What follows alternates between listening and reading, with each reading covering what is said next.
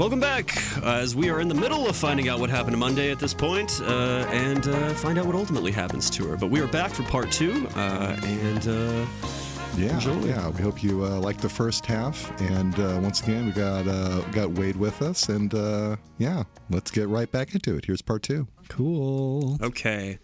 So we cut to Saturday, naked in bed, titties in the breeze, and she seems to be enjoying this whole new, what do you call it? Getting your pussy eaten out sensation quite a bit. This is all brand new to her, apparently, but she seems on board, mind you. However, she also sees this as a time Mr. Mustache, Adrian, Gardo. This is just see again the names we write down in our You notes. complain about Gardo. How dare you, I had to go back and add Adrian into this because Mr. I was like, Mustache. Mr. Mustache. he's distracted eating her pussy, so she manages to sync her bracelet with his. She's like, "This is great. Oh, this is also a good time for my mission to be doing a thing." And so yeah. Yes, she's having some new experiences for sure. Right. So Cuddlingus, subterfuge, all these things are new to Saturdays. So it's a touching moment, like apparently and a nice little touch too, which again the value of a second viewing of a film. There's a picture in the background on their shelf of Karen Setman and Adrian. It's a picture of them posing together, and we get this little clue that they have a long-standing relationship, and like he's got a freaking picture of them like on his shelf, like. The secret's being withheld. It's just kind of amazing, right? Right. This is a developed thing. And the way that Adrian moves around Saturday, he doesn't know this, but it's very familiar. Like clearly, he has had sex with Karen Setman before, right? It's just we're discovering all kinds of things. Yeah. But Saturday is a virgin, and she has a crucial mission to accomplish, but also. Well, once it's done, that's when she's like, "Cool, fuck me now." Yeah. Like she literally says to him, "Like, you should fuck me." And he's like, "I agree." Yeah. and then we get a top-down shot of his butt going to work as he thrusts into her or whatever. And as the clock strikes midnight, we get a title card of Thursday. So So we leave Saturday in coital bliss. Meanwhile, Thursday as Friday, where the cells are in the cab, as they now have camera access. Thanks to Saturday, and they've hacked the system, and they're now figuring out the Child Allocation Bureau facility and whatnot. And they, with the video feed that they have access to, they find who they think might be Monday. They think they've found her still alive and in captivity. So it definitely appears to be one of the sisters. She's hiding her face, so they can't really see it. But they haven't seen Monday in a while. Again, what happened to her? What happened to Monday? Exactly. And they assume naturally that Tuesday is dead if they have in their possession her eyeball. Mm-hmm. So they think they found Monday. It's a moment of hope for them. One of their sisters who they thought was dead might actually still be alive. Let's see. Let me go back to Saturday as Adrian, and they're kind of cuddling in bed again, post-coitus. He says he's late and talks about a big event tonight regarding Cayman sort of running for parliament. Saturday kind of asks like why he works for them though, and rounds up siblings. Kind of lets the mask slip at least a little bit, and is like lets her discuss show or just be like, why do you work for these fascists essentially? And I mean, Adrian's answer isn't that bad. We learn, and this is history shows, not every fascist or person working for a fascist regime is the worst person. However, just following orders is also not the best defense. And so we see that old Adrian there, he kind of says things like, well, I mean, have you seen the way these poor children live, essentially? Like, we are saving them or we're rescuing them from something that's not that great of a situation. Yeah, he's accepted the party line, basically, and not with ill intent. Like, he sees this as a well-meaning effort to accomplish a needed goal. Like he's not. And like, what's not to like about it? Like when he says he goes into like these poor, impoverished neighborhoods, and he sees these kids malnourished. They're not eating the best. They don't look the best. And he's like, that's not a great life for these people. So what's better, letting them kind of live in squalor that is a really poor life condition, or can we save them, put them in cryo sleep, and save them for the future where they can live a much better life than this shitty life they're living right now? You know, on the face, that why wouldn't you be opposed to that? Like, yeah, it sucks, like rounding them up, but they're going to go to a better place. Yeah. He sees what he's doing as maybe difficult work, but well intentioned, and perhaps on some level it is. You know, it's again like the film presents this ethical dilemma, but it isn't really taking sides on it. Yeah, like not really. It's just a clear ethical conflict, you know, and he's not exactly a bad guy, but he has a position in it. So yeah, absolutely. So at this point, Saturday susses out who he's been seeing by bringing up, you know what, I'm really busy with work. Let's just see each other on our regular day. Yeah. And gets him to spit out the like, you know, we've talked about this. I don't want to just see you on Mondays. Yeah. And ding, ding, ding. Yeah. We have found it. We've got our person. This is Monday. She's been the one seeing him. And so she was also the one that saw him in the line earlier. You get the vibe maybe that he would have been more open with her and the affection had he not been at work, I guess. Because we saw her being kind of like, oh, I guess, like, you know, whatever. Yeah. But, yeah. So Saturday video calls the other two girls after he's gone, and they tell her Monday is alive because they saw her in the cell there, while she tells them Monday is the one seeing Adrian. So they're like, Monday, what are we doing here? And then, but meanwhile, we see Joe gearing up to presumably storm the apartment where Thursday and Friday still are, and we see agents have entered the apartment behind Saturday as well. Yeah. So the goons have found Saturday. Unfortunately, she's trapped there by herself in front of the computer terminal, with a live video feed going back to the apartment where Thursday and Friday are seeing everything. They're seeing her confronted by the guards, and she slowly turns around and is trying to say, "I love you," one more time to her sisters, but is capped mid sentence. She gets out an "I love" and then is shot in the head in front of them again. It's just so gut wrenching because she's kikiing with her sisters, and you know, also in that post-coital glow, you know, she's happy. She just got fucked. She's feeling really great. You know, her suitor just left, so she's kind of in the place there by herself, and then she turns around, unbeknownst to her, and she sees this danger, and she recognizes she can't hide, she can't run, she knows she's done for. So the last moments of her life, she just wants to connect with her sisters and tell them, I love you, and that was even taken away from her. Yeah, it's pretty brutal, and this following Wednesday's equally brutal, grim death. It's tragic. It's pretty heavy, and then immediately after this happens, we see smoke grenades fly through the window at the apartment, and so without getting even a moment to catch their breath, they're immediately under attack by Joe and posse once again. Some sort of chemical or gas grenade, apparently, because they are struggling to breathe a bit. And Friday tries to save some sentimental value stuff and remarks it's the only proof they've ever actually existed, which is poignant in a sense. It's the combined digital record of their lives, basically. It's like every photo and video recording, just everything about their lives in digital form. And of their true personalities, the personalities that they were at home, that is not a Karen Setman. Because if they don't have that, then the world is only going to know them as one person, Karen Setman, who's kind of bland, and also kind of not real. Yeah, kind of fake. Yeah, also totally fake. kind of a fake persona. Inconsistent, if anything, I imagine. Yeah. So it's very. This is very precious. It's like the most precious thing they have is this collection of memories about their existence. Right. The fascists can't keep this from us. We have our memories. We did exist. Like our story, essentially. Yeah. Exactly.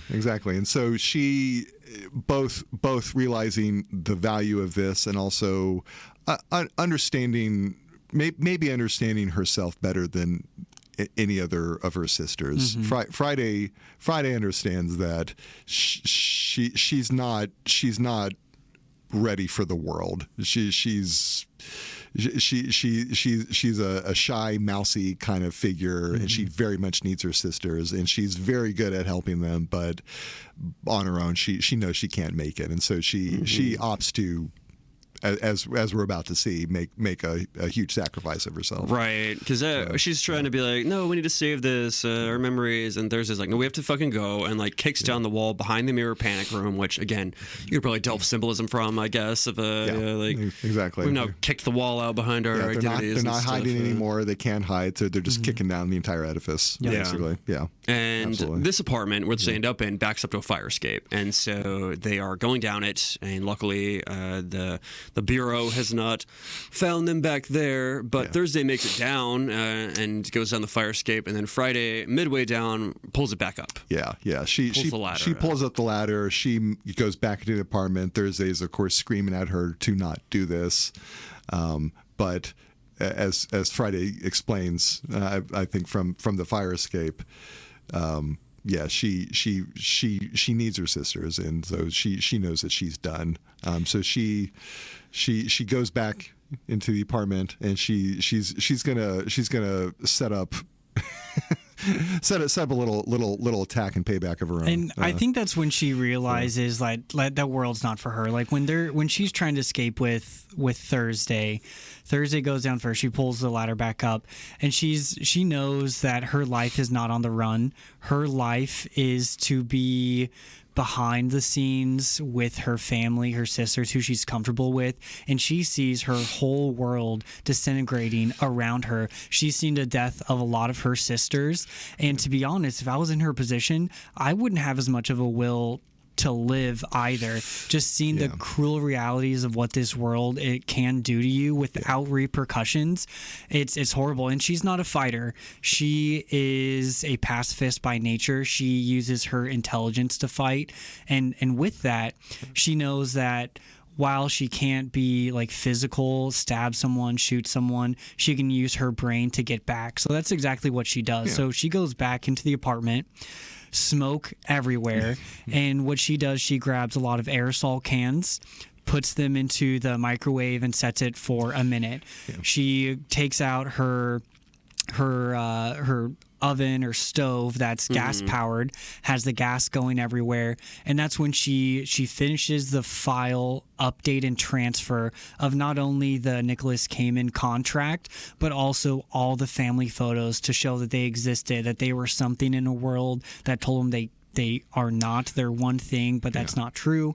And so she got all that to her sister, and was basically kind of telling her goodbye, knowing that she's not going to go on much further. Right. Yeah. This is very much a self-sacrifice. She knows it. She sends the stuff to Thursday in that regard. And I mean, we see a lot of agents outside the door. There are lots and lots of them, including Joe prepping to come in. And right as the transfer completes and we see a full family photo of Terrence and the girls, Friday says, "I love you." She gets the full sentence. Unlike Saturday is sad. Whatever. That gave me goosebumps. And the top floor explodes as Thursday looks up and on, which brings Thursday to her knees, as she is now the only free sibling remaining, maybe the only one left for all she knows, frankly. And it just kind of... It's gone. Her home, one of her last sisters that she has remaining in life, it just devastates her quite literally. That was the central location of their world. It was that apartment was absolutely vital to their existence, and it has just been blown to bits, and she could very well be the last living of her sisters. There's no going back. There's no hiding anymore. You're forced to go into something new. Absolutely. We see Adrian getting news that an explosion has happened at this apartment in particular. Like a police scanner, like a broadcast of some kind. Yeah. He knows the address once he hears it. He's like, oh. So he rushes over there. Thursday, however, is lying in wait.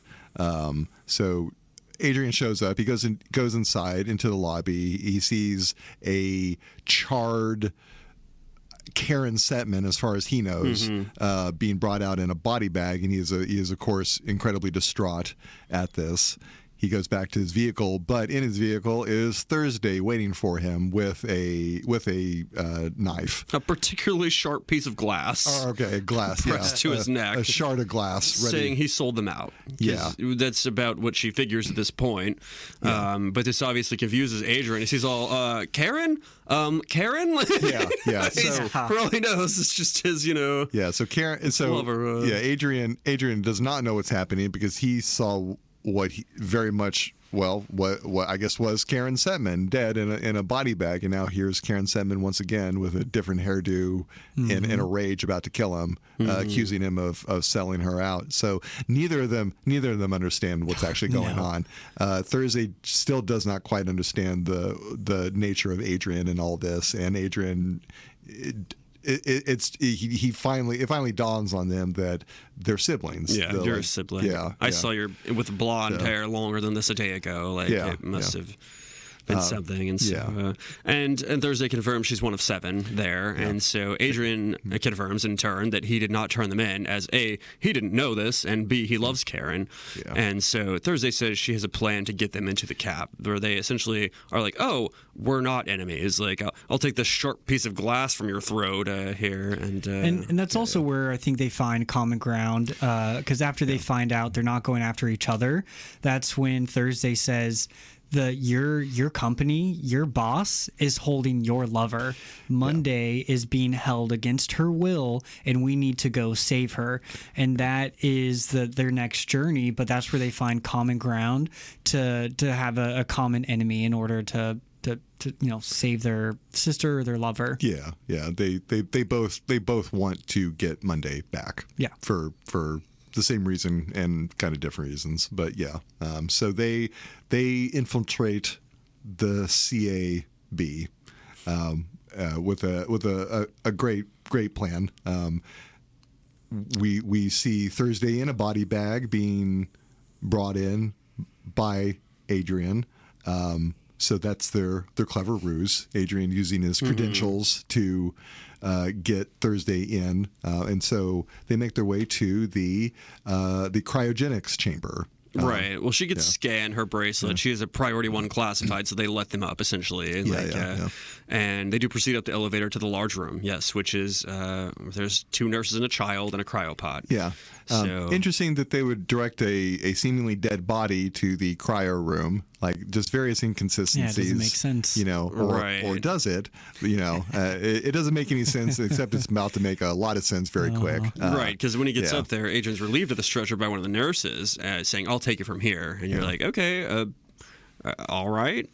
But then we see the little girl being prepped for the cryopod as Thursday watches through the body bag here. Yeah, we saw this little girl earlier, and she's in the CAB facility, but it's set up for kids, and so there's like happy kids wallpaper and beds and toys and all that, and it looks very comfortable. Right. Fun pajamas. And now here the same girl is once again being led into this kind of pod. It's like a giant pod in the center of this room, suspended on like a heavy kind of table rig or something. She gets in. The child is nervous, and the attendant, kind of like a nurse or whatnot, gives her a shot. Which I don't think we mentioned this necessarily. It's not a huge oh my god moment, but the child here goes. She asks if it will hurt, and the person says no. Yeah. We get asked the same question earlier in the film, and it's Monday asking Terrence when she's about to get her finger cut off, will it hurt? And he says yes, unfortunately. And so he's very honest about it. Yeah, this is going to hurt, and the nurse very as you've contrasted, lies about it. Yeah. No, or well, I guess doesn't, right? Like I guess she is telling the truth, but it kind of this film in double meanings. It's not the truth that we think it is. For sure. Yeah. And so she does get sedated though. She gets a shot and she's like, they're just like, no, it won't hurt, and she's knocked out at this point. Yeah. And we see the cryopods sort of start to activate. Like she goes over there to do that, and we see gas start blowing in, and one would assume it would be liquid nitrogen or something of that sort, which would then cryopod this girl. However, shortly following the gas comes flames, literal flames that we see. This is not liquid nitrogen. This is more akin to and just straight up crematorium. Yeah. 100%. This is not Han Solo being put in carbonite. No, this is just in fact a giant crematorium, and this is the terrible secret at the heart of this entire societal setup. Cryo sleep is in fact fiery death. Bum, bum, bum. Yeah. Which can, I mean, it flips the whole, if this is the first time you're seeing this movie, like, oh, wow, like, this changes the whole discussion about spoiler this. alert. Sorry. And I mean, Thursday, she ends up at least videoing the last half of this process, because she's looking out through the body bag through a little clear bit, and she's like, this seems important. So she does catch this on camera, but the next thing that happens is the nurse unzips Thursday, kind of looks at her body and goes like, I thought there was a fire, meaning I thought this body would be burned or whatever, upon seeing a rather attacked body. But this cuts directly to Joe finding two tied up agents and realizing something is amiss. So presumably what has happened here is that they were taking back Friday's body and they were going to, do that. But they intercepted the guards that were going to do that and took Thursday up instead. So we get how they essentially, a tiny bit of backstory as to how they got in successfully. But Joe's like, oh shit, and is like, somebody's in the building essentially and has to go deal with that. Thursday then missile kicks the nurse into a cryopod and then seals it up with a few taps on the future floaty board. Boop, bop, boop. And then she overpowers the other nurse and is kind of fighting with him and trying to sedate him as the one nurse who's in the cryopod is like, no, get me the fuck out of here. Like, this is a cryopod. Like, she knows. She's very intimately familiar with this. Yeah, she's incinerated alive. And she didn't get the sedative. Yeah, this was a brutal, like... She was screaming the entire time. On fire corpse screaming as a it's a comeuppance for the ages, for sure. She gets live incinerated in the pod. The other nurse with her, he gets in a tussle with... He's overpowered and eventually sedated with his own thing. He's trying to get her with. And then Adrian dispatches the two guards outside the room. They both just sort of pause and absorb what they just saw, though. Like Thursday and Adrian. They have to take a moment to just think about how vast this is that they've discovered. I mean, they just figured out a lie that has been told to them for years, that everyone believes that the goal is to freeze people for the future, and they just found out that they've been killing people for decades in order to keep the population down and killing innocents, like killing children of all people. Unwittingly part of the greatest Holocaust of all time. And they just got no idea. They just got to take a moment to consider this. Yeah, the film takes a few silent beats here, just to be like, wow. But they use the future floaty board to figure out that Karen Setman is being held in cell D2, and they end up going that way. And Adrian's excited to reunite with his lover, but they quickly find out this is not Monday, though. It's a Tuesday. With her missing eye, but it is Tuesday. She is alive. Not who they were expecting to find, which is interesting. Adrian asks where Karen is, and then in the old wink titular name drop that often happens in movies, Thursday says, "What happened to Monday?" While asking Tuesday, and so. Wow. They said the name of the film. They said the thing. Oh my God. And as she asks that, we immediately see Monday entering Dr. Kamen's office, though. I do love the transitions in this film. That's so good. They'll mention a subject or a thing, and they'll seamlessly go on to the next bit, whether it be a flashback what happened or to in Monday? this case, right there. Funny you should ask. So we see a meeting between Monday and Nicolette Kamen, and we discover the nature the true nature of what's been happening this entire time. And as we discover, this has all been a scheme by Monday to become the one sibling, the one true Karen. Yeah, one Karen Setman. Yeah, because as was wryly noted by Friday early in the film, well, one of them will get to live. Well, right now we can bring back all these like winks and nods and foreshadowings to you because we don't want to completely ruin it. But yes, that's this is very much that. So we discovered that it was Monday who did initiate this basically like a bribe almost to Nicolette Cayman's political campaign fund as she tries to get elected to Parliament. That it was this scheme that has led to. Well, we, the audience, know this. Monday is maybe not aware of this, or we don't really see her considering it, though we kind of do, right? Nicolette points out that she can never really be fully trusted because she's betrayed her sisters, right? Her own blood, her family, flesh and blood. Yeah, she's done everything she could to fit into society as she knows it and understands it, and even by doing that, she's forever marked as selling out her sisters. And this is being noted by the one person in charge of it all too, which is the grand conflict. Right. You know, it is this of all people who is both leading the charge on diminishing the population and is clocking her for failing another ethical test. It's just it's impossible. You can't win with this woman, can you? No. Yeah. And I mean, every time she's on, I don't even know the word necessarily. Like, it's so very like poignant. She's just this very realistic because she'll say things like in this scene. She remarks that we have failed miserably as a species and we've masterminded our own extinction. And I mean, again, to go back to the overpopulation of the theme and whatnot, when this is talked about in that way, where it's like we are overpopulating, it's like humans are a disease almost, where we are, who does this is like takes all of its host and then just bleeds it dry and then dies. Like those are parasites, those are diseases or something. She's always very true but very grim about it. Her truth is always the grimmest truth. It's always true. But it's just, oh, geez. Yeah.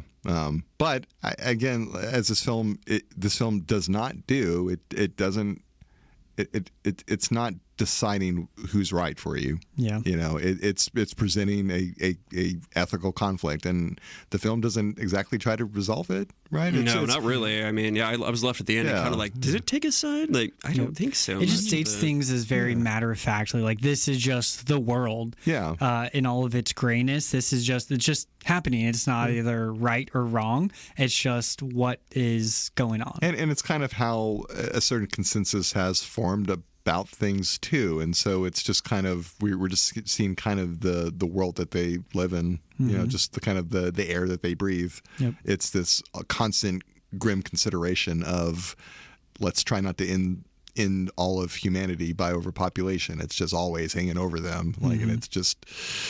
Oof. Yeah. And we see the results of the deal out of them. What Nicolette Cayman gets is, I mean, she gets more political power because she says, with her push for it, we might just have another chance, essentially. And Monday gets to be Karen, the one true Karen here. Yeah. And that is what she gets out of it all. They gets to keep living her life. They're both ambitious women, and they're willing to do whatever it takes for that ambition. Absolutely whatever it takes, even these things that they're doing, for sure. And so in that regard, they're similar. They kind of have an affinity. And we'll find more about why Monday's doing what she's doing, which again is a bit cutthroat or perhaps selfish. But I mean, some of this, and compared with Dr. Nicolette Cayman's, hers is selfless. So it's an interesting dichotomy of. It's a very selfless versus selfish thing. Oof, didn't even think about that, but you're right. Well, yes and no. But we're about to get there to the big reveal. Right. So okay, we see that Tuesday still had her Karen wig on, and she gives it over to Thursday, who gets all dragged up as Karen again, intending to use it as a disguise here. Yeah. If we're counting, this is now Naomi. Noomi Rapace, having to play Thursday, pretending to be Monday, pretending to be Karen. Yeah. So wow. yeah. This actress. Jeez. She did so So that was a great bit. I did note that and was like, damn. I'm gonna gush about her performance at the end of all She this. deserves it. Yeah. Anyway. But so Thursday arrives as Karen to the big event we heard about earlier. This big gala thing, fundraiser for Parliament for Cayman. And as Cayman arrives and begins glad handing and greeting her guests here, that's basically when Tuesday arrives at the party. And so, meanwhile, Yeah. So Thursday has donned the Karen persona. Thursday arrives at the party. And Tuesday and Adrian, they're going to kind of like a server room. Yes, they're forcing their way to a server room. Yeah, they have Thursday's recording of the incineration of the little girl, and this is the bombshell that they're going to use to expose the system. And so they're going to a terminal where they can do this. They pretend Adrian is a hostage, and Tuesday's like, I'm going to fucking shoot him. And they're like, don't let him shoot me. And then they get some open the door, and then they dispatch those guards too. Adrian shoots one of them in the foot. It's kind of rude. Like, I mean, I guess it lets him live. But yeah, like, thanks, but also like, ow. You jerk. Jeez. Yeah, exactly.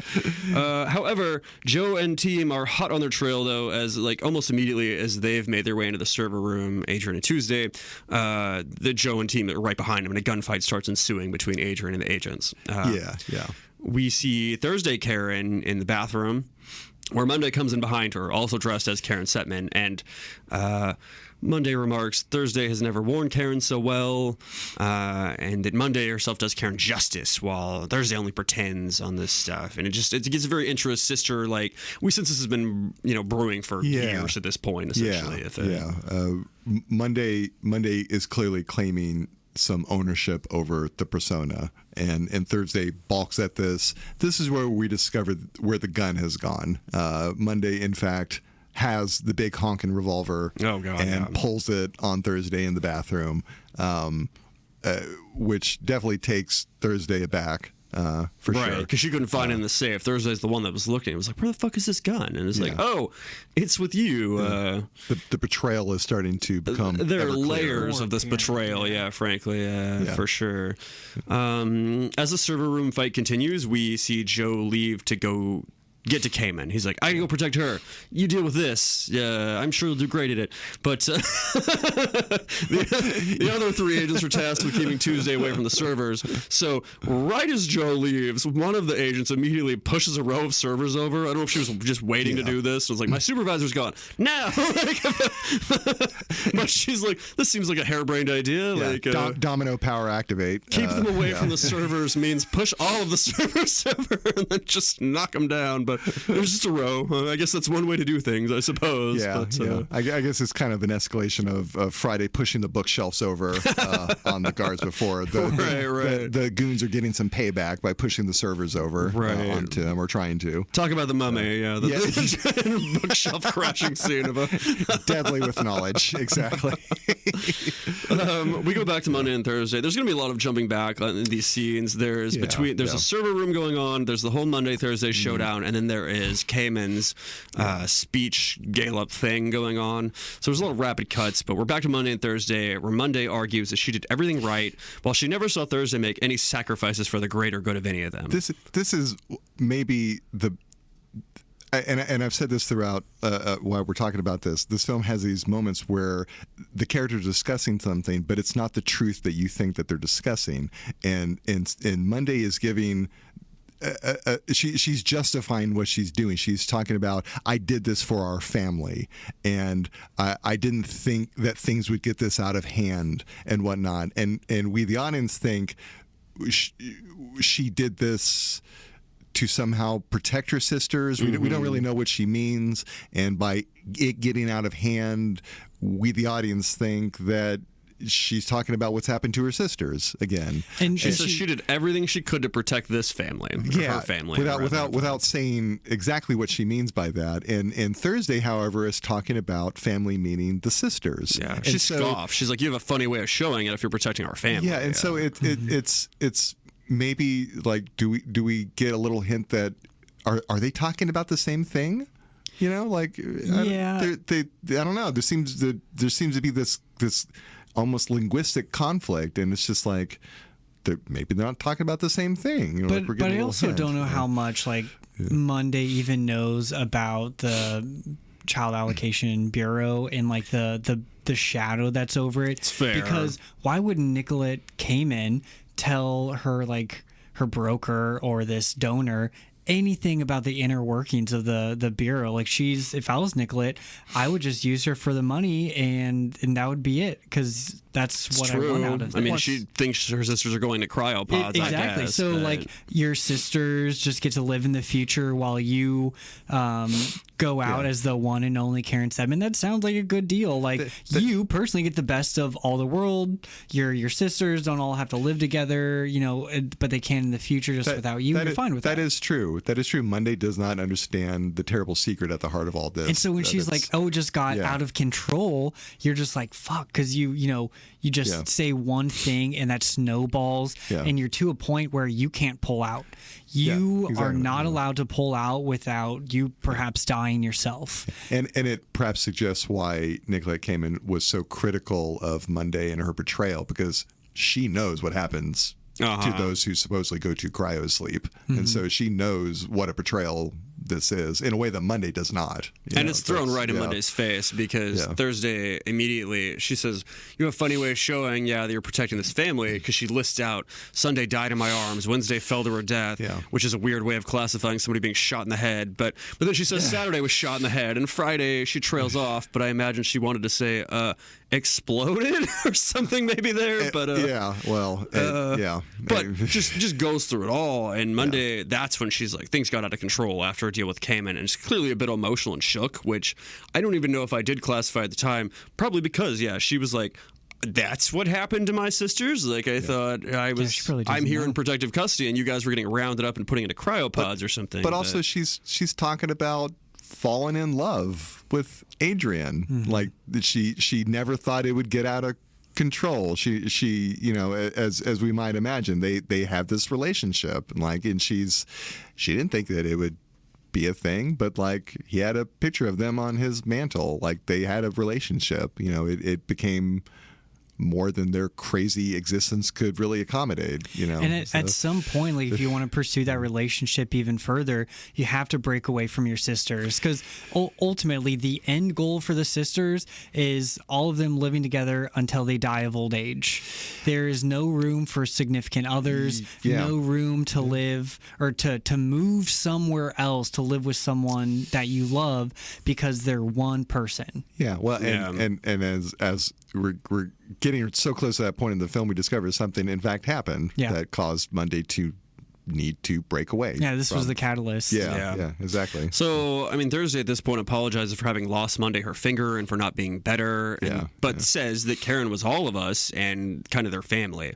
Whereas Monday kind of disagrees and is like, she says, I was the firstborn, Karen was always mine, and that the rest of the girls were just afterbirth, she says. I know. Which is, for 6 other people that came after you, is a pretty wild fucking drag on them. So that's some shit right there. That's some real shit talk for sure. Yeah. Well. Yeah. I know some firstborn, so fucking opinions, but Monday's feelings for Thursday are probably particularly salty, and even just before that, she said, "Of all people, I figured that you would understand this." This being the incredible sacrifice that Monday is making of her family, right? She's just throwing back this pivotal moment in her life when Thursday forced her to sacrifice a fingertip, and we can see at that moment that it changed Monday forever. Like that's what happened to Monday, in addition to everything else that happened to Monday afterwards. In her life. Very much so. And so, I mean, again, Monday's still got a gun sort of pointed at her, but it's kind of lowering it in this moment because there's an emotional back and forth between the sisters. The weight of all of this is coming onto her. Yeah, because she just learned that 4 of her sisters brutally died, and so Thursday takes this moment to sort of lunge and knock the gun out of her hand, and they begin wrestling on the bathroom floor. before. Well, after being called afterbirth, that might rile one up, And it's a very interesting, I guess, set. It's a very stark white and shiny and bright thing going on. It's very visually striking, I suppose I'll call out. Because, You have these really contrasting moments of the urban squalor, but then the bright, clean spaces of the child allocation bureau, or the light of the bathroom versus the dark of the server room, and then the gala thing too. It's I think that's a deep metaphor, but there's just a lot of, they are very different, and also, so it shows you when you're cutting rapidly what's going on. In the bathroom, they're surrounded by mirrors too. Mirrors in, like you were saying, everything's white. They're the only thing of color in there. It's well lit. They are now fully exposed finally, as who they really are. Which, ironically enough, they both look like Karen Setman when they're exposed in this way. So there you go. Yeah. They're both exposed as competing for the ultimate Karen Setman title. So as they're wrestling on the bathroom floor, at the same time we see Kamen giving a presentation or event, showing that the numbers don't lie and that births are way, way down since the Child Allocation Act was introduced. This is where the chart comes in. It looks like births on the chart were about 1.5 million a year around the 2020s, and at 2030 we're spiking at about 2 million every year and climbing pretty high. Sure. So as soon as the Child Allocation Act is introduced, it drops quite a bit and down to 400 to eventually around 100,000 a year, and has steadily dropped still. And so it succeeds. This is a success. There's nothing you can say that's hey, this is not helping combat overpopulation. And so Adrian continues to one-man show things in server room defense. Again, we're cutting very quick here. It's thing. And so we get that information, and if I hadn't paused on that chart, I might not have seen it so poignantly, but this worked. Again, when it's talking about sides or morality or whatever, morality versus reality is this was working as a thing. And so, during all this action, Nicolette Kamen is giving a speech, basically kicking off her parliament run for parliament, and one of the images behind her is this graph where it's just we have a very clear graph. The line is way up here and then it's way down here, and so it's a grim solution, but it seems to be doing what it's supposed to do. So she's running off her success, frankly. So again, the film, it doesn't really. It doesn't really overly tell you what to think about this ethical dilemma. It just that, and that's really it. Exactly. Well, we should be glad that Monday fucked some sort of Terminator, because Adrian does continue, like I said, to one-man show this. He is very hiding behind a server, pop out, kill some people, do whatever. Adrian is some kind of combat savant or something. For real, whatever training they get, he's supreme badass. Just clocking up his mini badass maneuvers and whatnot. Who is this guy? Yeah, you're doing amazing, sweetie. Yeah. You're just a checkpoint guard. Wow. You are underutilized. Right? For sure. Damn. They could fire everyone else. For real. Yeah, he's dispatching these people, because there's 5 guards or so coming through, and he's doing great. They go back to the bathroom fight. It's vicious. The gun keeps being fought for. People's heads are being slammed into toilets. People are being kicked in the chest. It's a knockdown, drag out fight. But then we go back to Kamen, a peaceful speech about how in order to bring a child into this world, you must be able to. And this is the first time we get a hint that there are stipulations or things to meet. But she says you must be able to demonstrate financial stability and being able to care for the emotional and physical well-being of that child. That's what she's proposing for her future legislative goals. It's not the current. So that's true. But that's not evil. Frankly, as a statement, being able to financially and emotionally, or provide for your child's well-being, that. Well, it is and it isn't. It's classist, maybe. I guess. Yeah, it was brutally fair before. Fair, brutal, but fair. Agreed. Yep. Yeah, and now true. it's being replaced with something more arbitrary, something more subjective. It seems to the way I read this was especially at this moment of the film, and this kind of sinister character's moment of ascendance. This seemed like an escalation of her agenda. Where it goes from something simple and easy to determine to something that is, like you said, classist at a minimum.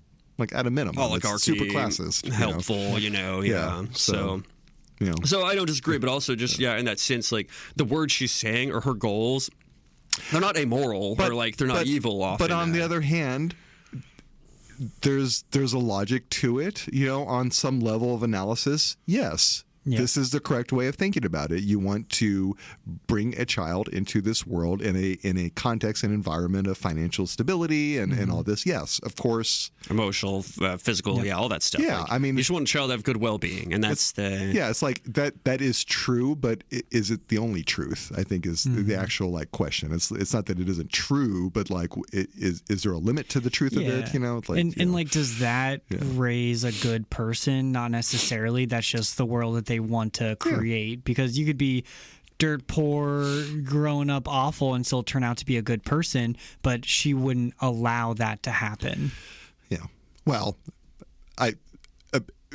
she probably has it in her vision that that would not happen. Yeah. Exactly. That's what she wants. But this, as we've seen for the last hour and 45 minutes up to this point, we see all the cracks of this society. So it's as society has presumably allocated food or whatever else based on people, this child is getting a shred of rat or something at night, and so it's like these. I don't know. Again, they're not living in great conditions if they exist as like these secret siblings right now. So it is what it is. And we'll talk a whole bunch about this at the end. We're getting close to the end here. So Adrian and Joe's sidekick agent, with a sidekick, because Joe is kind of Cayman's sidekick. Yeah. She doesn't get a name in this movie or like even a line, I feel like, but she's just there. Joe has a black lady sidekick. Fierce black woman that just doesn't do much besides fail and get shot in the head eventually. But so Adrian, sorry to foreshadow a few seconds ahead, but he overpowers the agent and shoots herself in the head with her own gun. Yeah. Monday and Thursday are struggling. We also hear a gunshot, but we're not shown who it hits. We only see Karen Setman emerge from the bathroom all put together, and then go sit at a table near the front of Cayman's event. Yeah. This gets her a front row seat to the server room team, overriding the live feed and showing a video of the little girl being loaded in the cryopod and incinerated. Yeah. So Cayman kind of turns back and looks and is like, what are we watching now all of a sudden? And then does a little faint back into her guards for like a moment. She's back up on her feet pretty quickly. But she's very alarmed. The audience gasps and is alarmed. And she, in the microphone, says, they didn't suffer, which is a callback again to her line earlier where they're like, they're not going to suffer, knowing what happens to these kids. And then she sees Karen in the audience, and she storms over to her, rips her wig off in a very, drag queen fight. She pulls that bitch's wig off. She snatches the wig right off her head. Revealing her to be Thursday, because now we see the spiky hair, and we see who prevailed, sort of. And but wig reveal, it's Thursday. Exactly. And Cayman's says, what have you done? What have you done? Kind of really seeing ahead already, being like, if this agency falls, like I was like the one dam in between this and like extreme whatever, but we'll get there. Because we then see a bloodied and beaten Monday come into the room, though, wielding the giant gun.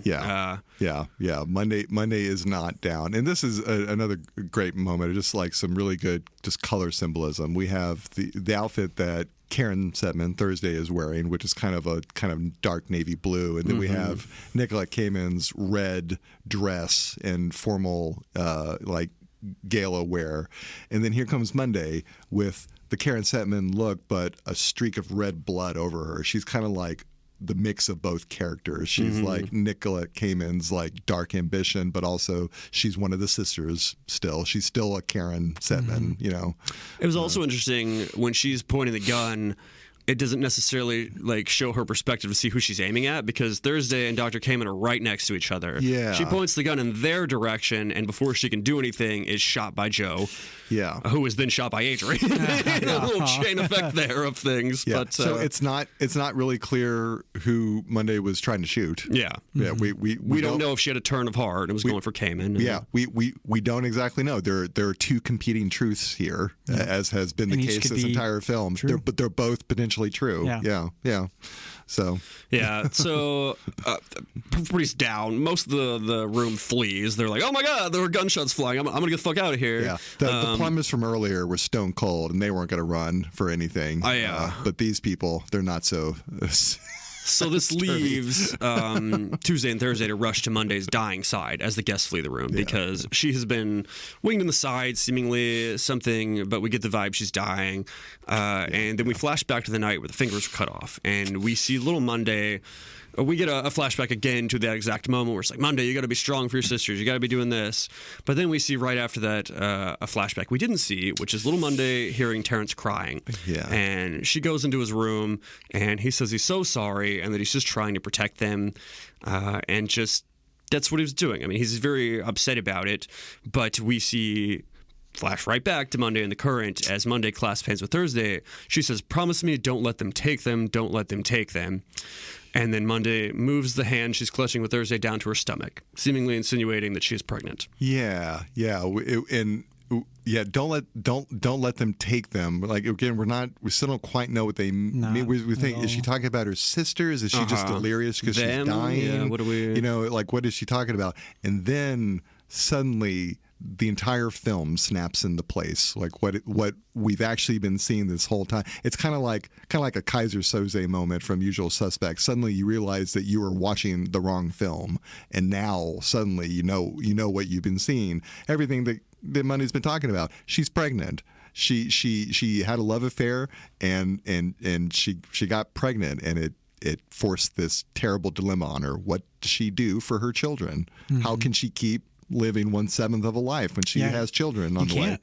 If you're pregnant, that changes everything because the rest of your sisters aren't going to be pregnant. Yeah, the rest of your sisters can't fake this. Yeah, exactly. But also, do you want to keep faking a life when you now have this very real thing to deal with, and you're in love? Like, do you keep living a life that you hate and you can't continue? And it's like, what do you do? And we find out it's multiple children, and she has grown up as a multiple child, and so does she want to consign her children to this same weird underground Anne Frank lifestyle or whatever?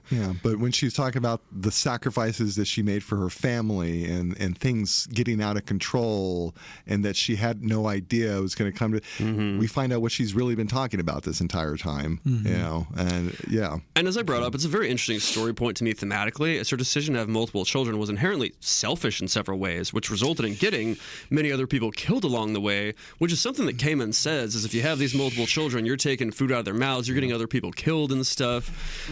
It doesn't entirely jive with the message of the movie to me, but also it does, because again, like, it's a very... We have this abstract dilemma of what do you do with all these people? And then with Monday, we have this very concrete dilemma. What do I do with all my sisters? Right? It's the broad, abstract ethical dilemma played out in a very specific setting. Right? Just kind of how these two meet up, right? Like how these two end up connecting and connect by way of this one character. You know, like she is right smashed between these two impossible dilemmas. You know, what she does is I guess kind of selfish, but I mean she's doing it for her kids. You know, I mean she's presumably doing this for her children. This entire film is about the crazy lengths that someone will go for their kids.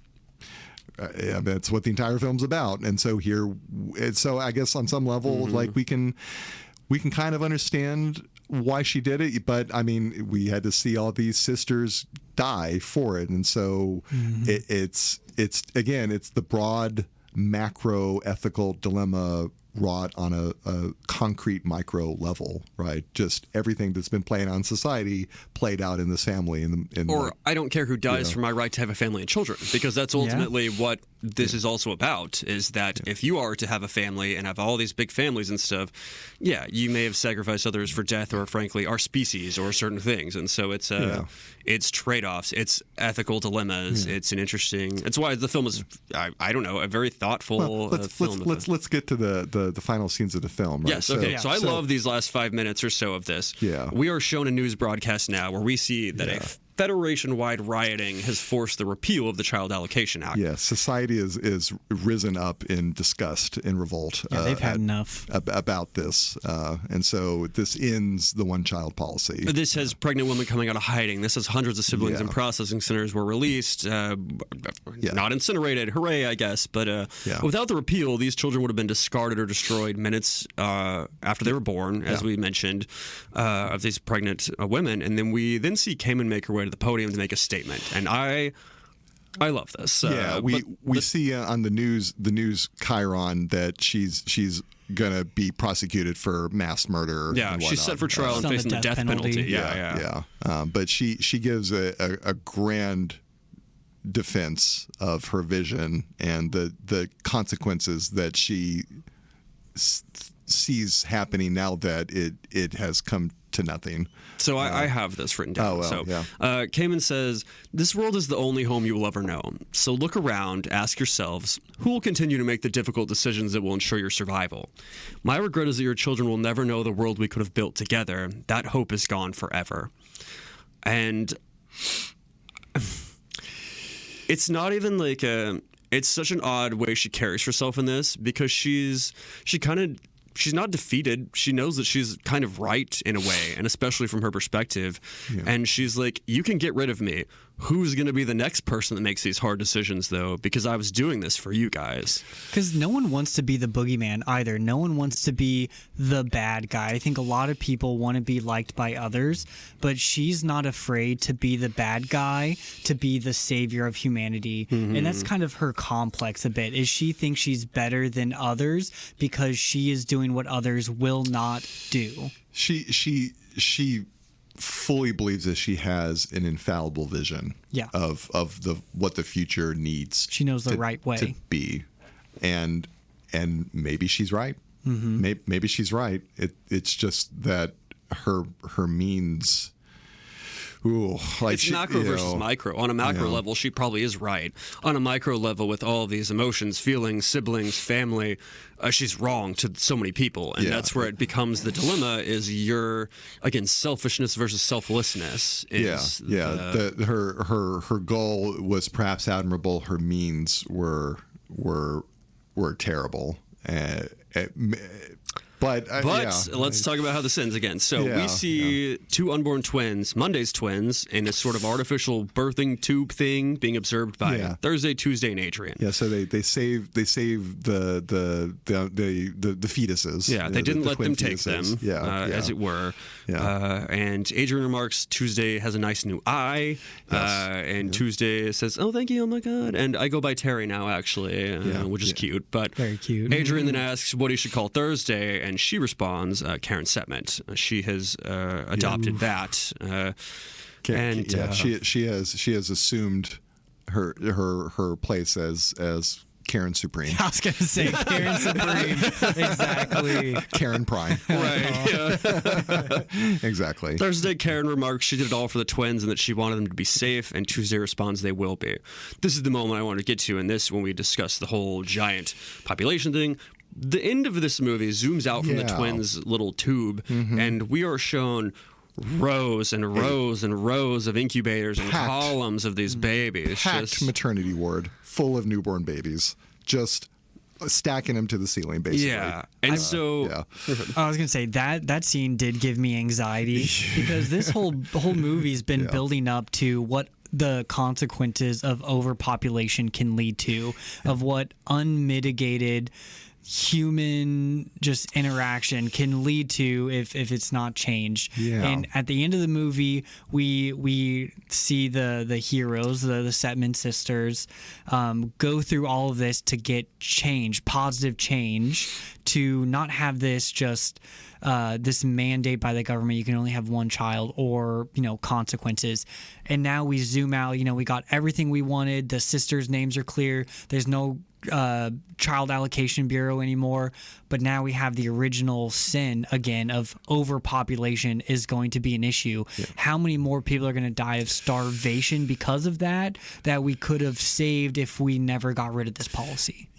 we're just back to where we started. Yeah. Right. Oh, it gave me so much anxiety. It's a perfect ending to me because depending on your outlook, this is either a very happy or a very bleak ending. Because if you're rooting for individualism and babies, you did it. But if you think even for a moment about, again, the world that is, even with the One Child Allocation Act in place, and we saw the numbers way, way, way down, still crazy overpopulated, eating rats, all this stuff. And so they were close, maybe, to solving a problem, because once you stop the babies, you almost have to stop them for a generation to really see like a benefit or like a change. And so it just is not. It's a very gray ending. It's very that and open for interpretation depending on what you think at the end of this. I mean, it's a happy ending in that the characters that we, the audience, are most sentimentally attached to, I guess the ones that still survive, they kind of have a happy resolution, I guess. You get to live. Yeah, they're still alive. They're moving on with their they're lives. Outside. They can now have their own individual lives. Yep. You know, like their saga has come to some kind of actual like better place, oddly enough, at the end of everything, right? And so, I guess it's a happy ending, but I mean, there is the society that, and like we get images of this constantly, just constantly throughout the film of what is at stake with this vast demographic dilemma, and the obvious ending is that it just will accelerate to the crisis point that it was at before, right? Like it's just, we got these two competing truths yet again, right? I mean, only a libertarian like whipping a shirt in the air going like, woo, is going to be happy at this movie at the end to kind of be like, haha, the government's off our backs, but like not really thinking further, which is a very libertarian mind of thinking of like, not thinking beyond yourself. But once again, by way of Glenn Close, we have these complicated double truths and dilemmas where we don't exactly know what is the real answer or what is the obvious answer or what is just apparent and unambiguous. It's even in the midst of this, like it was a happy ending, but not, I guess. I mean, is it a good ending in the way that people now get to have families? They have siblings that can grow up together and have experiences, be happy and have companionship like the sisters had?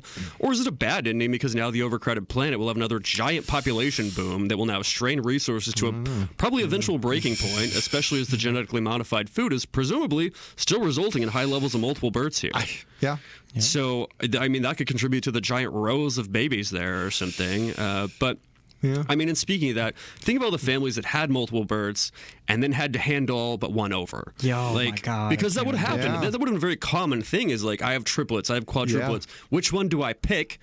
And then the rest, here you go, government. Like society, humanity might survive, but at the cost of epic trauma, like trauma unimagined. I like what survives that. We see the sisters not exactly surviving that. Like the weight of society changes you and can destroy you. And if the weight of society, even in the midst of a solution, is too much, then what is the real value of that solution? If humanity is broken emotionally, then what did you accomplish? It's maybe an admirable goal, but those means were about as grim as possible. And so, I mean, everybody but one in those litters of multiple births are literally toast. At that point. So let's talk about like themes and things now that we've reached the end of the film. For sure. I think this movie, honestly, one of the biggest main ones we've already been talking about just now, like a lot of 2010s media, kind of focuses on overpopulation, and I called out a few that have that. I mean, Infinity War, Endgame, the Inferno. I struggle to think of a few off the top of my head again, but it's a very poignant thing to think about for sure. And it kind of comes down, the movie does here, on the side of people having choice and siblings being the good option, but it's just not black and white. I don't know if the film is really picking an option. I mean, that ending is very dual-natured. Oh yeah, for and sure. I think he did a it's- good job of showing both sides for sure in that. And I've got that in there. I mean, I love Glenn Close's last scene in monologue where the audience in universe planet audience is left with remarks essentially saying, if you boil down what she says and get the meaning behind her words, it says, well, I tried. Like, you guys fucked it up. You're gonna keep fucking it up, and don't have the stomach to ensure we don't fuck everything up, essentially. She's marked for death, yet she holds her head high, knowing that despite running an extremely ethically dubious organization, she did it in her mind for very noble reasons, meant to preserve the species and the planet. Yeah. And we could also tell, she had the nightmare of the kids being exploded from the volcano and it all coming out in ashes and flame. And at the very end, she keeps on saying they're telling me that they don't feel harm or anything. So we know that she isn't just outwardly callous to children or to others. Yeah. She's only callous when it's not following the law or like the order that she's put in. Yeah, she's flinty and unyielding. She's not bloodthirsty. She's not cold-blooded, but she is determined and unyielding, and is maybe blind by this. Yeah, because for me, I want her to be the villain so bad, but the world is so gray. Like, I want her to be a villain, but that's not the worst like a villain could be. Well, it's interesting, her methodology, because we talk about this, and I mean just incinerating babies, because I've alluded to this several times. Have either of you seen or read Dan Brown's Inferno? No. Okay, so in the movie, what happens is there's a guy, and he has a virus that essentially is going to randomly sterilize a good chunk of the planet. And in the movie, they thwart it, and they're like, haha, we did it, yay. But in the book, what goes down instead is a lot more akin to Watchmen, where Dr. Langdon, played by Tom Hanks in the movie, is run around, and instead of solving things with art and his little art degree, he's talking to the villain at the end, and the villain's like, oh my god, I'm not telling you this because I'm going to do this. I've already done this. I've released the virus and I've sterilized a third of the world's population, essentially. And you're left to grapple with that at the end, being like, is that bad? Because we were told in the story, essentially, overpopulation's happening. Bad, all these things bad happening. And it's like, is that cruel, frankly? Because incinerating babies, bad, cruel. You can, on a scale of things, is it that bad that certain people can't procreate, and yet it brings the world's curve of people down and resource consumption and all this? And it's like, is it bad that Thanos snapped 50% of the population away because all of a sudden the housing crisis is gone, the resource crisis is gone, the job market is not that competitive anymore because there's not just millions of people being born every day trying to usurp your job? And so it's such a macro versus micro discussion in these things, because on the macro, most people would say these things are good, but on the micro, the further you drill down, you're like, bad. Like, this feels bad, this feels wrong or something. And so it's as is frequently the case when you wish to apply broad ethical and political theories, right? The higher level, hey, that's nice. The low level where you're actually applying this on people, and I mean on people, on their bodies by way of physical force and coercion and whatnot, then the grim reality of theory becomes apparent, right? That it's like whatever words you are saying to explain this, what you are doing is violence against people. And so that's the disconnect. Those are the two competing truths. It's ground level versus sky level. And what are we willing to sacrifice to get to those macro gains or successes, mind you? Because that's a big part of this movie. I mean, ultimately, Monday decides to sacrifice her wider family, her sisters, for her children. I mean, Nicolette Kamen decides to basically force sacrifice on a lot of people, which is what makes them rankle at it, because it's not a chosen sacrifice, mind you. It's not an opt-in program. This was a kick the door in, drag your children out, screaming, and then incinerate them. Not that they knew that, but oddly enough, the choice that Monday makes, it parallels what society is doing. They're sacrificing the present moment for a future.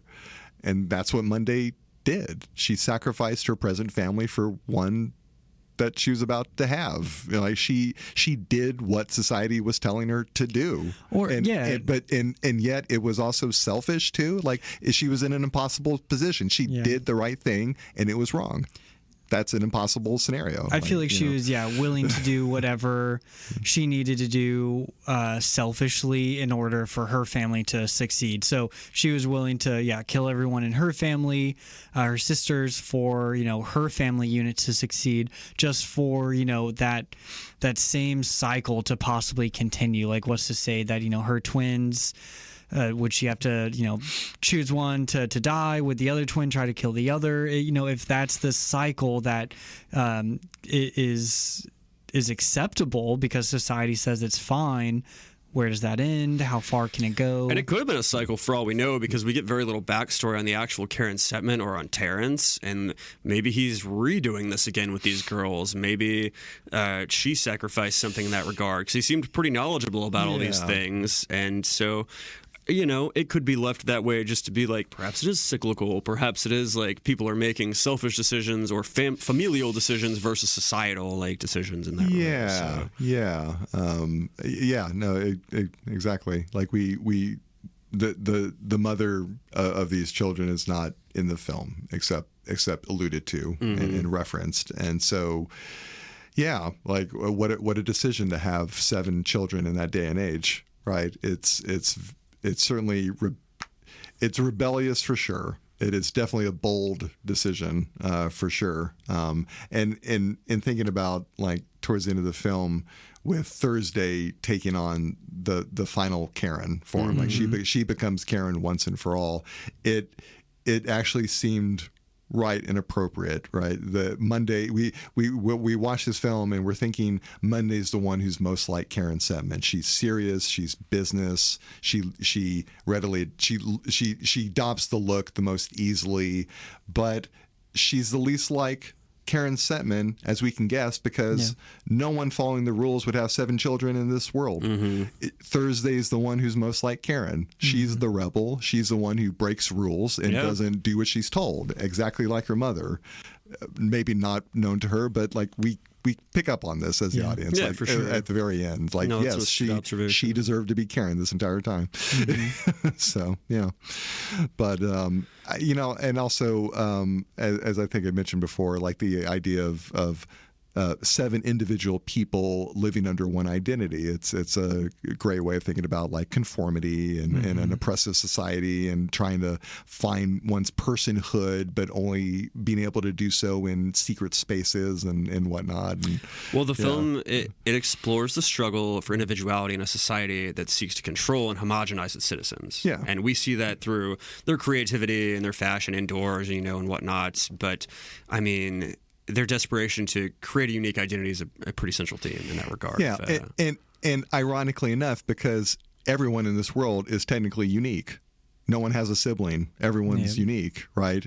But in the most grim way possible. And so within their secret space, they try to do this the right way. They try to be an individual, unique person for good, for flourishing, for beauty and joy and whatnot. And so, it's quite a contrast. Perhaps, that's where all of us are most ourself is in our own house. Out there in the world, we have to conform to rules and laws and society. But once you're in the own sanctity of your own home, those societal rules don't apply to you. So you can be your truest form of yourself. Right. Yeah. You say, I don't care what you say, mirror. I'm home. I'm taking my wig off.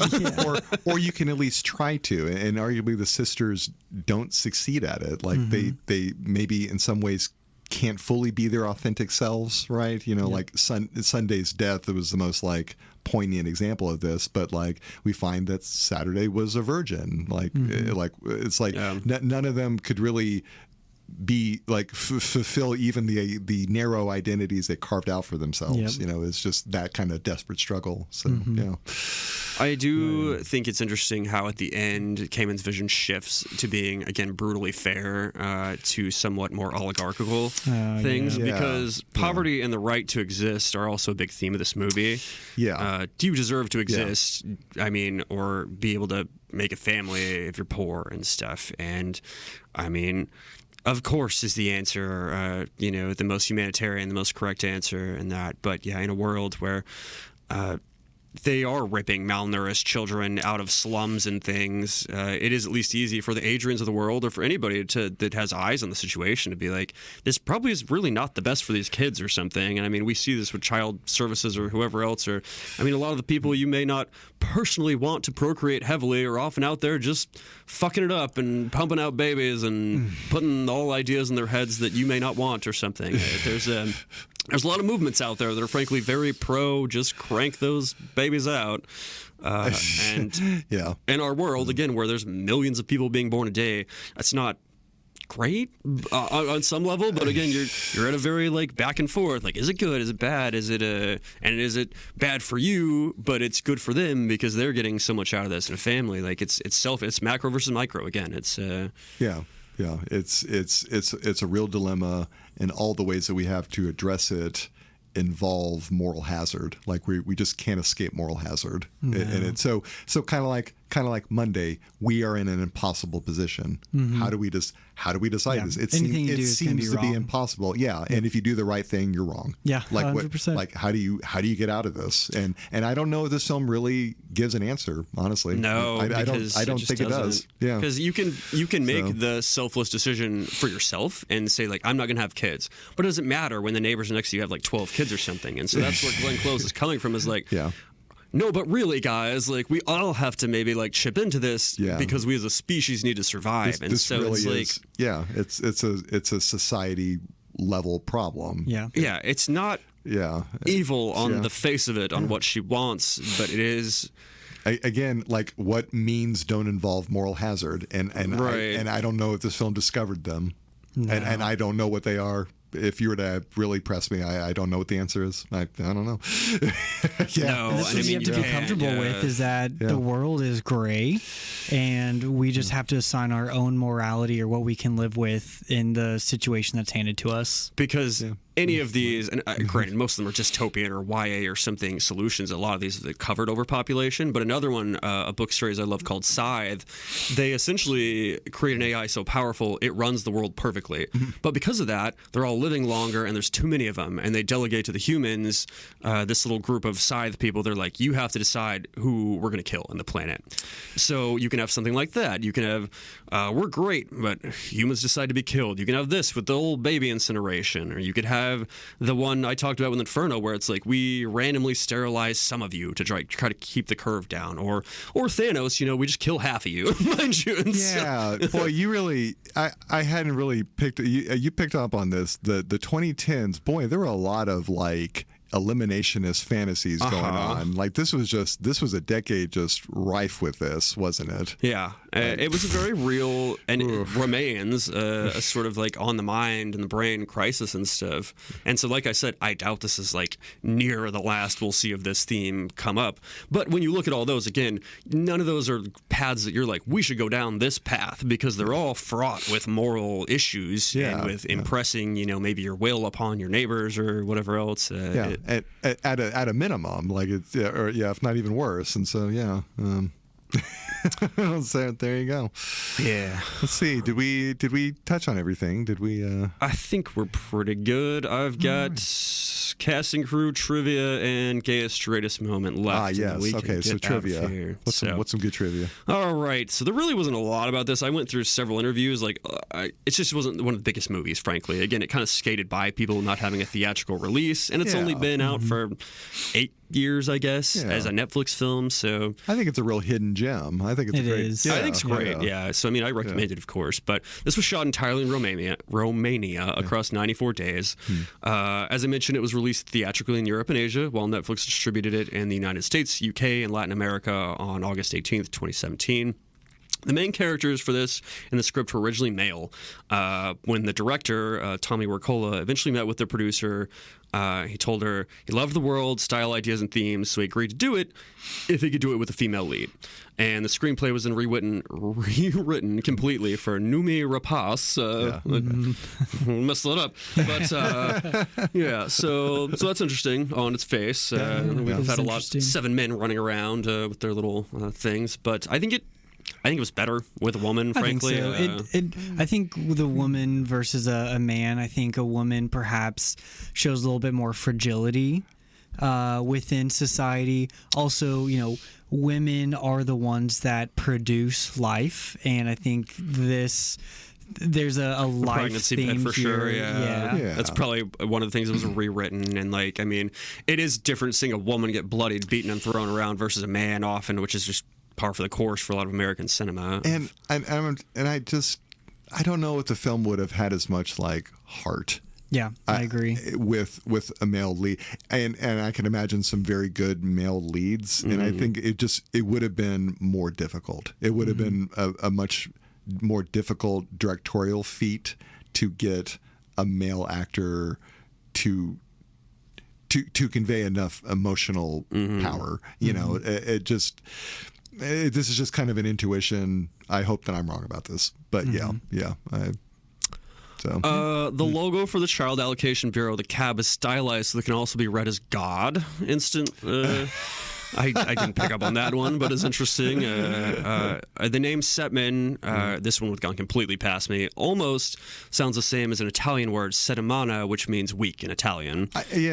I was wondering, Setman has 7 letters. I was wondering if maybe in a Latin-based language, if those translated to the days of the week or something, it's kind of close. It's there. So okay. For the majority of the film, Noomi Rapace had to act alone and against herself. Quote. I can't imagine the production used stand-ins and over-the-shoulder shots whenever possible, but it still required extraordinary dedication. The director said it was about supporting her and also trying to make her forget about the technique at all. We're doing a lot of green screen and motion control, and she has to act against tennis balls and markers, and that can be very tiring. No way. I don't think I've ever seen a film that does one actor doing identical twins better than this film. I've never seen anything so good. Nails it. I've never seen it as convincing. Well, as it calls to mind Sinners really. For me, because that's the recent one with Michael B. Jordan playing twins. I think they do it better in this one. Oh well, they literally. Sinners is an excellent film, but as far as the one actor playing 6, 7, amazing. Even 8 if you count Karen, but So obviously it's multiples more than Michael B. Jordan had to do.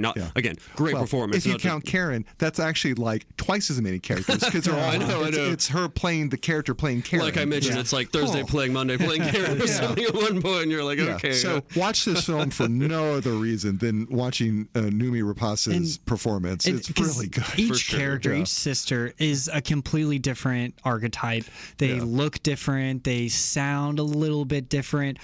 My hat is totally off to this actress, because she does such a fantastic job. I can see the mannerisms of every single sister change in every single scene. Really? So she describes it as the hardest thing she's ever done, but she details the physical and emotional demands of each role, including using different perfumes, music, and alone time to inhabit each character.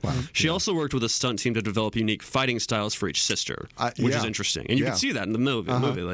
Exactly. The Wednesday had a far more athletic style. Oh yeah. And Thursday was far more scrappy. And absolutely. So good. Yeah. The director, Tommy Wirkola, explains the film's dystopian setting with its themes of overpopulation, one-child policies was meant to feel very close to reality. He emphasized the use of real-world footage in the opening montage to ground the film in a believable near future. And he did it. He nailed it. So. Agreed. Yeah. It's... I covered one of the goofs, again with the one being like, this is Tuesday's eye, being like, we're all identical DNA, so whatever. But another notable goof that really threw me in this film, especially as I'm going minute by minute and analyzing it, was that explosion with Friday, the whole giant apartment and floor blowing up. The explosion blows up a group of cab officers across the corridor, engulfing them in flames, including Joe, who was he was there. He's outside the door cocking his pistol, here I go. And then he's immediately back downstairs unscathed with Friday's body just being charred and being like, it's me, Fireproof Joe. Yeah, I thought that seemed like a flub, because it sure seemed like he got engulfed in flames. Well, what it looked like to me is the fact that he was going up to the door. The door is what saved him. I suppose. Maybe. The walls around where all the other cab employees were got obliterated, but because he was behind a solid wood door that helped protect him from the explosion. Still, though, I think he should have looked like banged up. Exactly. He should have a dent mark in his face from the door, I guess. At our most charitable, all he had was like the little slash from the car thing earlier, and I was like, you've been through a little more than a wreck in the past hour or two, buddy, but sure, whatever. So who knows how that shook out area was, but it was. So. If we're talking about flubs, I did think when what was it, Thursday and Friday, we're going down the fire escape, and they blasted through the mirror wall. On the other side was nothing. That was a blank apartment. A blank apartment. I was like, that is a missed opportunity on them to just expand. Like, if you have 7 siblings, I'm taking over the empty ass apartment on the other side of this rickety ass wall. Like, I will manifest destiny this apartment complex. Maybe that was in the plans when she got her promotion Monday. They were going to absorb the next apartment complex over. But that's an awfully neat apartment too for seven people living in it too. Like, not junked out, not a just total wreck. Brawls everywhere. Yeah, exactly. Right? Yeah, exactly. So, all right. So let's see, gayest, straightest moments. Sure. Okay. My gayest moment of this movie was Thursday's hair or whole vibe. You just know Karen the lesbian has been set free into the world now. We're getting lesbian realness from Thursday, perhaps, or just like, very tomboy. Right. Sure. And she even has a finger without a fingernail now. Like, she's going to be so popular in the lesbian community. Oh my. Yes. Ooh, yeah. My straightest moment is the unrelenting sea of children the world is awash in, because the straights will kill us all. Mark my words. Which goes back to, I think, your question, Tommy, of like, we didn't just like mass manufacture condoms or something at first, or just like enforce vasectomies or whatever. Yeah, birth control. What? I mean, like, come on, sneaky straights kept getting around it and just getting more. I mean, like, why aren't they giving out birth control like candy? Like, come on, like they have sterilization vans and lines wrapping around the block for them. Like, at this point, it has to be government subsidized. Yeah. Like, you need to take your morning abortion pill. It's not even a Nova ring in 2073. It's an old ring, but you're still not taking it. What are you doing? Yeah, I just that was the one thing that I was just okay, come on, really, like giant kid-size ice cubes seems like an extreme answer to this. Like, okay, anyway, right? Yeah, many cryopods. Okay. I have a nomination for gayest moment. Gayest moment is getting dick and it turning your life upside down, like because it's just like it's the best dick you ever had, and so you're gonna kill your sisters. You're gonna you're like good dick will make you slap someone. It will. It is funny that the cop guy, he's fucked 2 sisters. Like, at least exactly. He's working his way through sister septuplets. That's the straightest moment. Right there. It's Yeah. probably Thursday. It is the dream, who's next. yeah. He's like, all right, I got Tuesday, I got Monday. Let's go Thursday next. Like, it's the only one available. This guy's a sleaze bag. He's not even trying. No, like, exactly. He's not even trying to be. Yeah, poor guy. He was affectionately choking Saturday. Yeah, exactly. Yeah. Once again, sleaze bag Choking wasn't trying to be. Wasn't trying to be at all. As soon as she said no, he was like, "Oh my God, I'm so sorry." Informed consent. Yeah, Yeah, exactly. he's very considerate. He stopped immediately. Exactly. Yeah. I thought you liked that. I'm so sorry. Like, Yeah, he's a good guy. He's also has great combat prowess, so there you go. Like He did have a nice butt in his sex scene too. Yeah, he's tall, strapping. Yeah, exactly. it was a hairy keister, but yes, he was. He's kind of the perfect guy. Now that we're just like listing this, like, he's kind of a perfect guy. Wow. Mr. Mustache slinging dick to whoever needs it. Yeah, he is community dick for this family. He is. Future's not all bad. So there you go. Good. We've socialized dick. Oh boy. Okay, let's knock out cast and crew a bit and probably get out of here. We've kept you for a while. Yes. I don't know if a robot will pronounce it better. Noomi Rapace she is known, aside from this movie, for being in the original Girl with the Dragon Tattoo trilogy movies. Yeah, which, that's right. Yeah. In a world of reboots coming entirely fast, it upsets me that the first Girl with the Dragon Tattoo movie came out in 2009, and then Daniel Craig and Rooney Mara came out in 2011 with David Fincher. And it's like, well, why? I guess, like, wait a decade, do something. But she, Noomi played Elizabeth Salander, I believe, in all the trilogy of the original one. And she's also known for being Prometheus in 2012 quite a bit as an important character. She was in the Robert Downey Jr. and Guy Ritchie Sherlock Holmes, one of those. And she tends to pick action and sci-fi movie projects. She was in Sherlock Holmes. That's right. Yeah, I think I remember that. Yeah, okay. But, I mean, again, just to harp on it, she played 7 characters in this movie. And in a recent comparison to Draw, as I mentioned, Michael B. Jordan playing Twins and Sinners, I mean, he got great acclaim for that role. And again, deservedly so. He did a great job. But when you literally multiplicatively have to make that harder, 7 is more than 2. Yeah. It is. There's that. So, yeah. Yeah. So she's just great. She's got a whole big batch of films if you'd like to go see her. Again, they're very action and sci-fi leaning for the most part, but she's good in it. She knows her niche. You know, the Kate Beckinsales, the Mila Jovoviches of the world. You know, sometimes you just have a badass, short-haired woman going on, and so then pick the sci-fis and the actions to. Other notable characters, of course, Glenn Close and Willem Dafoe.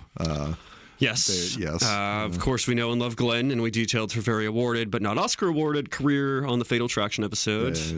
She, as a brief recap, is one of the top 5 most Oscar-nominated actresses in Academy history and holds the records for most times nominated without receiving a win at 8. So, yeah. The other actors I'm not familiar with, so this would be the first time I've seen them in films.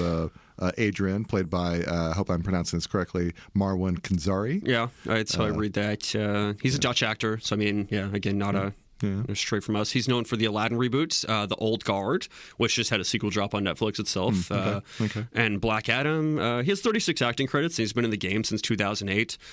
He was also in the new Mummy movie, the one we did not cover yet, and that one day I dread we will have to cover.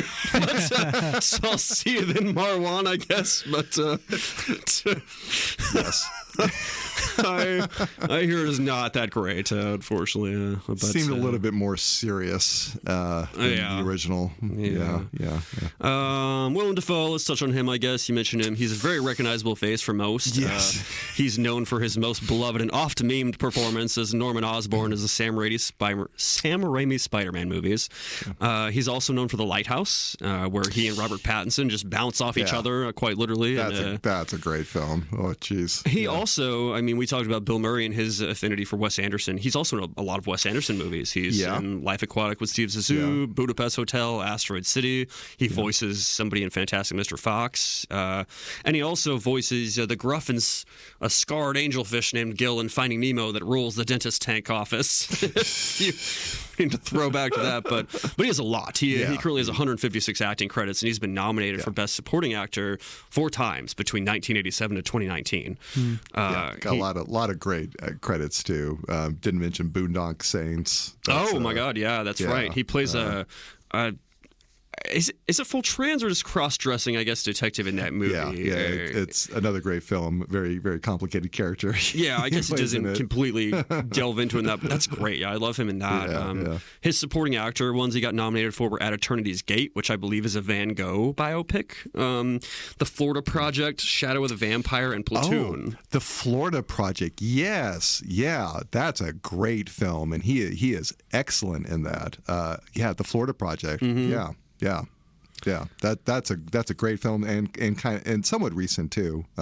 Highly recommend that one actually. Of all the, and it's so recent too. Yeah, check out Florida Project. I think that's about the same time this movie came out, like 2017ish. Yeah. He also played a sort of similar role to this one and What Happened Monday in Poor Things, a recent great film with Emma Stone. Yeah.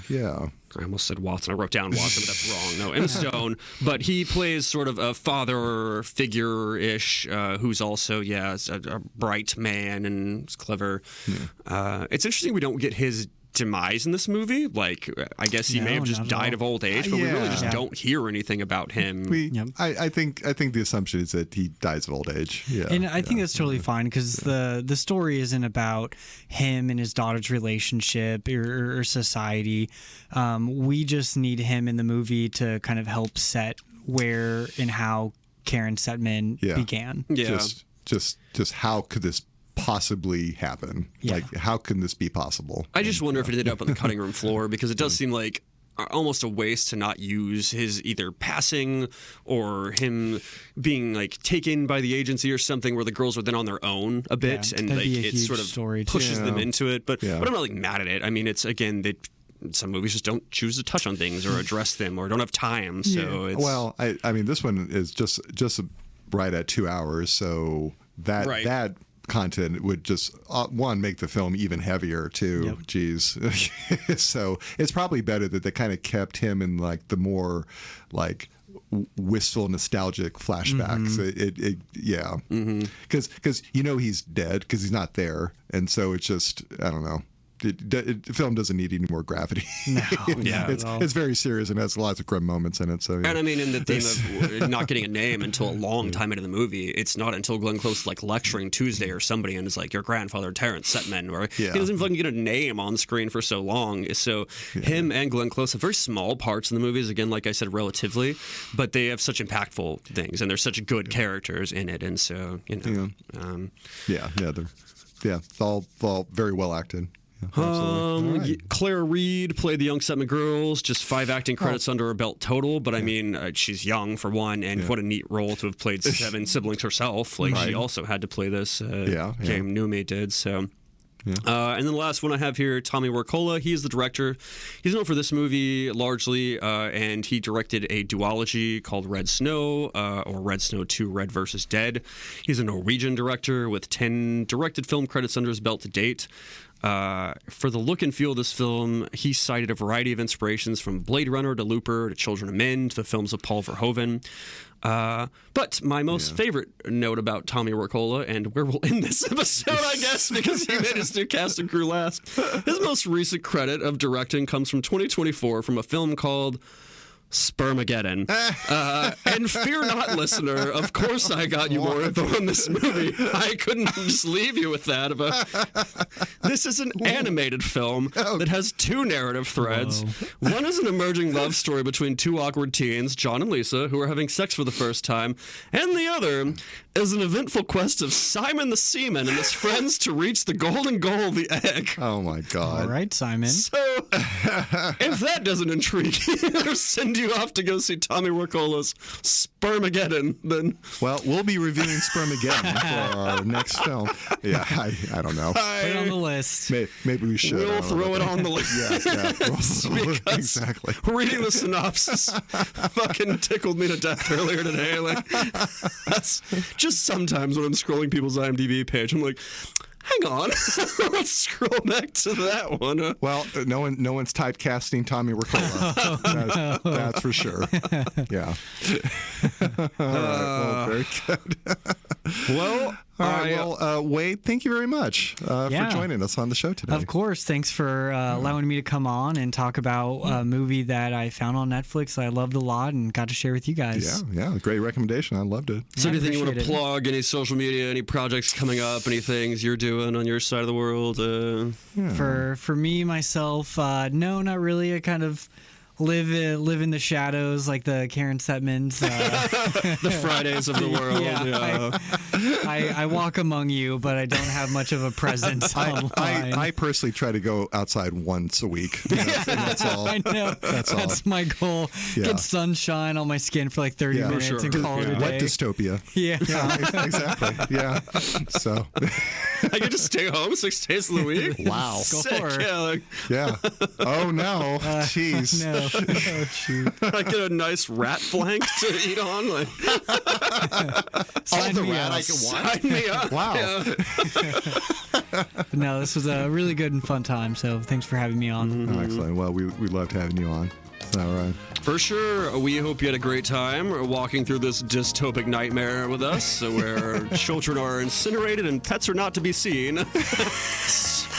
Because they're food. Right. Yes, Yeah.